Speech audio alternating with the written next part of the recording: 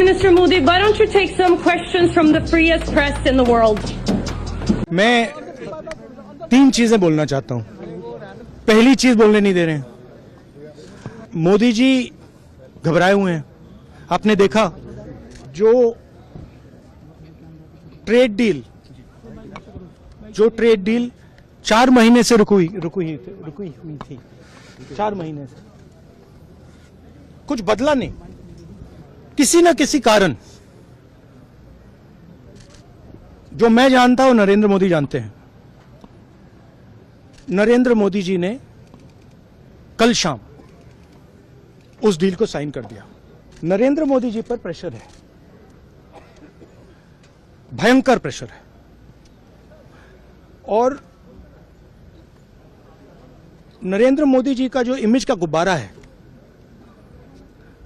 जो हजारों करोड़ रुपए लेकर बनाया गया था, वो फूट सकता है।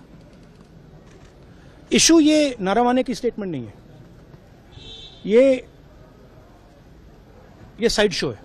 और वो भी जानते हैं, मैं भी जानता हूं। मेन बात यह है कि हमारे प्रधानमंत्री को कॉम्प्रोमाइज कर दिया गया है। किसने किया है, कैसे किया है, यह हिंदुस्तान की जनता को सोचना है। मगर इतिहास में पहली बार हिस्ट्री में एलओपी को प्रेसिडेंशियल एड्रेस में नहीं बोलने दिया। बाहर बोल दीजिए, जो अंदर नहीं कहा दिया जा रहा है। वो तो ऑटोमेटिकली होगा।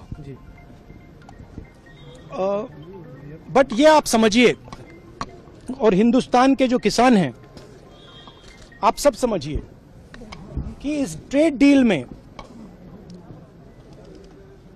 आपकी मेहनत को, आपके खून पसीने को नरेंद्र मोदी जी ने बेच दिया है। और वो इसलिए बेचा है क्योंकि ये कॉम्प्रोमाइज्ड है। सिर्फ आपको नहीं बेचा है, देश को बेचा है। इसीलिए मुझे वहां नहीं बोलने देना है। नरेंद्र मोदी जी डरे हुए हैं क्योंकि जिन लोगों ने उनकी इमेज बनाई है, वो अब उस इमेज को फोड़ने लगे हैं। एक अदानी जी पर केस है यूनाइटेड स्टेट्स में। वो अदानी जी को टारगेट नहीं कर रहा है, वो नरेंद्र मोदी के फाइनेंशियल स्ट्रक्चर को टारगेट कर रहा है। एक वो है। दूसरा है एप्स्टाइन फाइल्स। एप्स्टाइन फाइल्स में अभी और माल है, वो अभी रिलीज नहीं हुआ है।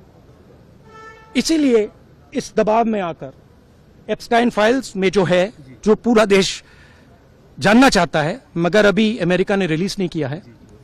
और दूसरा जो अदानी जी पर केस है, जो एक्चुअली मोदी जी पर केस है, क्योंकि वो बीजेपी का फाइनेंशियल स्ट्रक्चर है, मोदी जी का फाइनेंशियल स्ट्रक्चर है।